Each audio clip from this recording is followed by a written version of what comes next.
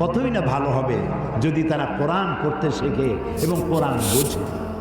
তাহলে তারা কোরআনের দিকে আকৃষ্ট হবে এবং কোরআনকেই জীবনের একমাত্র পাথর হিসেবে গ্রহণ করবে। সে কথাগুলি আমি সামনে গিয়ে বলবো। তো আল্লাহ তাআলা বলছেন যে এই কোরআনের মধ্যে শুধু নামাজ রোজা হজ যাকাত না, আমি গতকাল বলছিলাম মনে আছে আপনাদের, যে শুধু নামাজ রোজা হজ যাকাত হইলে শুধুমাত্র 1 পারা বা 2 পারা কোরআন শরীফ নাজিল করলেই হইতো, 30 পারা নাজিল হইল কেন? এই কথা তো মাথার মধ্যে ঢোকা উচিত আমাদের। যেহেতু চিন্তা করি না তাই মাথার মধ্যে ঢোকে না, চিন্তা করলে তবে না ঢুকবে। এখন দেখুন আল্লাহ তাআলা বলছেন আমি আমার নবীকে ওহীর মাধ্যমে মূসা, নূহ, ইব্রাহিম, আদম প্রাগৈতিহাসিক ঘটনাবলী আমি এর দ্বারা জানাইছি কোরআন দিয়ে। রাসূল তো সেখানে উপস্থিত ছিলেন না। আল্লাহ